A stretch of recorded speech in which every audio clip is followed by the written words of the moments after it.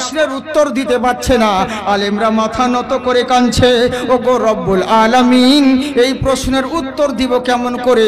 তুমি তো কোরআনে বলেছো লা তুলহিকুম আমওয়ালুকুম ওয়ালা আওলাদুকুম আন যিকরিল্লাহ।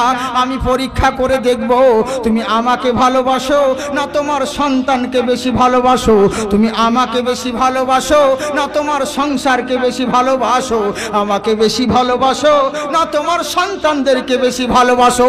যদি আমাকে ভালোবাসো হাইয়া আলাস সালাহ বলার সাথে সাথে মাঠের ধান লাগা আর হবে না, আলু লাগা আর হবে না, গম লাগা আর হবে না। তাড়াতাড়ি আন যিকরিল্লাহ, আমার জিকিরের মধ্যে এসো। আর আমাকে যদি ভালো না বাসো তুমি আলু লাগাতে মত্ত হয়ে যাবে, ধান লাগাতে মত্ত হয়ে যাবে।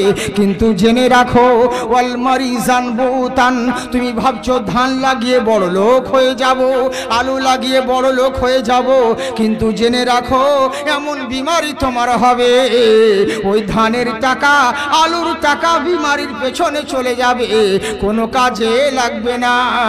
তাছাড়া একবার যদি আমার কাছে এসে বলো উদুনি আস্তাজিব লাকুম, মাবুদ গো আমার প্রার্থনা তুমি কবুল করো। আমার আল্লাহ বলে বান্দারে লা তাকনাতু মির রাহমাতিল্লাহ, আমার রহমত থেকে কেউ বঞ্চিত নয়। সারাদিন কর্ম করার পরে রাত্রে বেলায় ঘুমানোর সময় তোমার আল্লাহ বলে স্মরণ করে যদি ঘুমাও, আমি আল্লাহ এমন মেহেরবান সারা রাত্রি তোমাকে আমি রহমতের ছায়া তলে নিবারণ করব। সুবহানাল্লাহ বলেন। কিন্তু আমরা করি কি? আল্লাহকেই ভুলে যাই।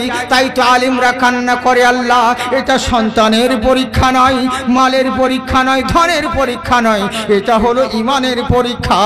আল্লাহ উত্তর দেব কেমন করে আমি তো বুঝতে পারছি না।